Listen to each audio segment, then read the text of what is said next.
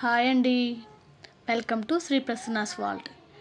ఈరోజు చాలా super tasty laddu అండి. హెల్త్కి కూడా చాలా మంచిది. గోధుమ లడ్డు అంటే ఎలా చేయాలి చూడండి.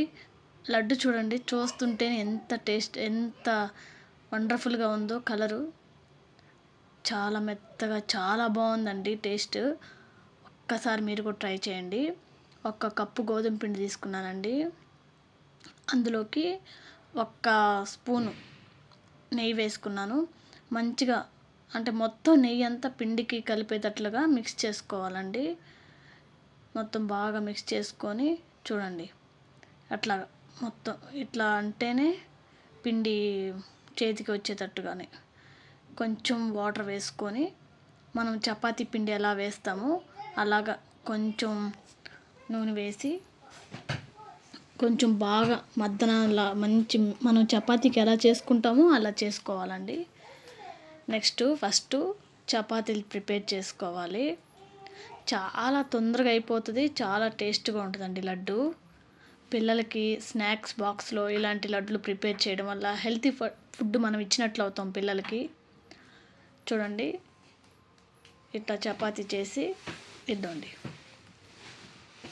మనం చపాతీలు ఎలాగైతే చేసుకుంటామో అలాగా చేసుకోవాలి. అన్ని లడ్లన్నీ అట్లాగా మొత్తం చపాతీలాగా చేసేసుకోవాలి. ఇదిగోండి, చపాతీలన్నీ అయిపోయాయి. ఇట్లాగా మొత్తం ముక్కలుగా మొత్తం చేసేసుకోవాలి. మొత్తం ఇదిగోండి ఇట్లాగా ఈ ముక్కలన్నీ కలిపి మిక్సీకి వేసుకోవాలండి. మిక్సీకి వేసుకున్నాక చూడండి ఎలా వచ్చిందో. ఇప్పుడు మనం ఏ పిండి అయితే మనం కప్పు పిండి తీసుకున్నాం కదండి, దాంట్లోకి కప్పు బెల్లం వేసేసుకోవాలి. కప్పు బెల్లము మంచిగా కప్పు బెల్లం వేసేసుకొని 2-3 యాలకులు దంచి పెట్టేసుకోవాలి. ఈ దంచిన యాలక్కాయ పొడి ఈ మిక్సీకే వేసేసుకోవాలండి. మిక్సీకి వేసుకున్నాక చూడండి, చేత్తోని ముద్ద కడితే చూడండి ఎట్లా వస్తుందో. చూస్తుంటేనే నోరు ఊరుతుంది కదండి. చాలా టేస్ట్గా అండి, చాలా హెల్తీ ఫుడ్డు. పిల్లలకి మనం ఇలాంటి హెల్తీ ఫుడ్ ఇస్తేనేనండి పిల్లలు ఆరోగ్యంగా ఉంటారు.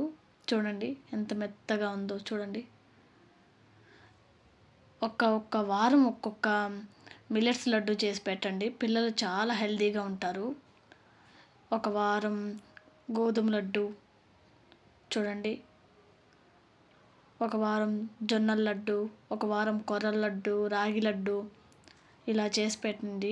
చాలా హెల్తీగా ఉంటారు పిల్లలు. కొంతమంది పిల్లలు చపాతీ తినరు కదండి. ఇవి చపాతీ లాగా కాకుండా కొంచెం లడ్డులాగా చేసి పెట్టారనుకోండి తింటారు. Thank you.